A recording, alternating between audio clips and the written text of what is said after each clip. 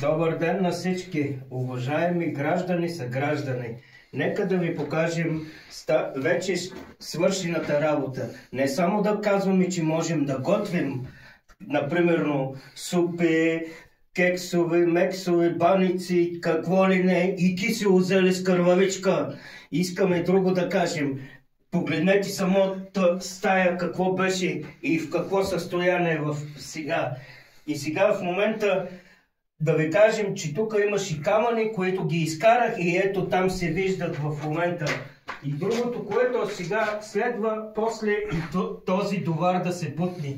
Той е двоен, но половината да се бутне от тази страна. И сега, като изкарам пръста с ковата, ще видите отвънка камарата каква е била, две големи гондоли. Хълк не се предава, ще покаже на жените женските сърца, разбивачът на женските сърца. Ето лопатата, кирки, мирки, както се казва, хващаш!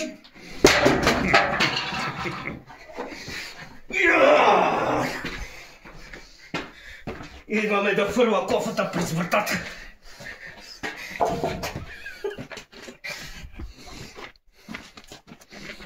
Да покажем количката, какво състояние.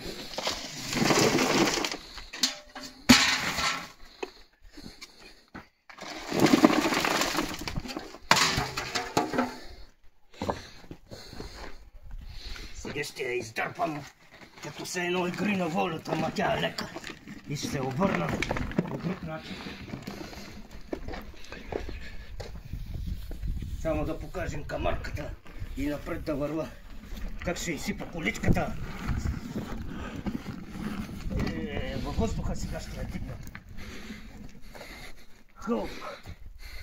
Она е паски да яде от Hell's Kitchen, къде е сега.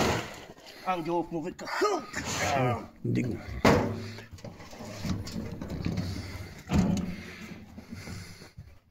Гепа! Мини насам, да съм видя. Не, с пръщчетата. Ебата-пъту!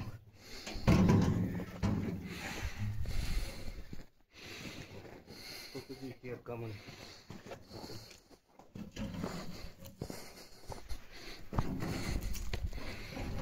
Тази камънка, която беше вътре, да покажем как изглеждаше самото помещение, как мъчат жената на днешно време.